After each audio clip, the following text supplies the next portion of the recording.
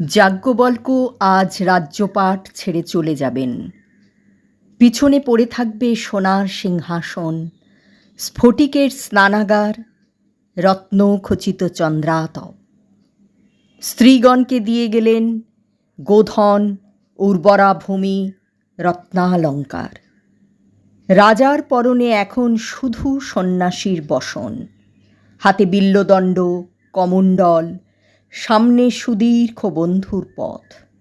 হঠাৎ পদশব্দ শুনে যাজ্ঞবল্ক্য পিছন ফিরলেন।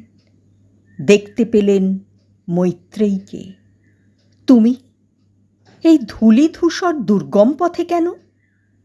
তোমাকে যে সহস্রাধিক গোধন দিয়েছি তাতে তৃপ্ত নও তুমি? মৈত্রেয়ী বললেন, না। যে মহার্ঘ রত্নরাজি দিয়েছি তাতেও সন্তুষ্ট নও? না। যে বিস্তীর্ণ ভূখণ্ড তোমায় দিয়েছি ঋতুমতী জননীর চেয়েও উর্বরা, এতেও খুশি নও? না। মৈত্রেয়ী দৃঢ় কণ্ঠে বললেন, তবে তুমিই বলো, আর কোন সম্পদে, কোন সাম্রাজ্যে তুমি তৃপ্ত হবে? মৈত্রেয়ী হাসলেন। বৃরায় একমাত্র মাথা নিচু করলেন চোখ। তারপর দীর্ঘ ঘন পল্লব মেলে দেখলেন নিবিড় আকাশ, সবুজ অরণ্য, অনন্ত সমুদ্র। তারপর বর্ষাফলকের মতো নির্মেদ কণ্ঠে বললেন, যাতে অমৃত মেলে না তা নিয়ে আমি কি করব? এই শব্দ যা তীরের মতো তীক্ষ্ণ, যা পর্বতের মতো বিপুল, যা আকাশের মতো ব্যপ্ত হয়ে শচীর পারিজাত বনে নাড়া দিয়ে যায়।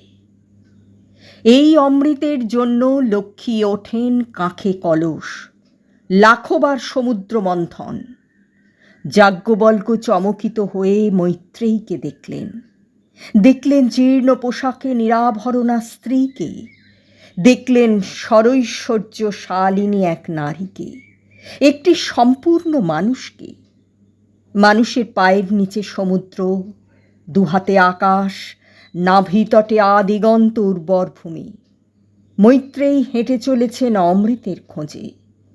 পিছনে পড়ে আছে রাজবসন, সুবর্ণ, সাম্রাজ্য, জীবন বীমা আর কিছু নুড়ি পাথর।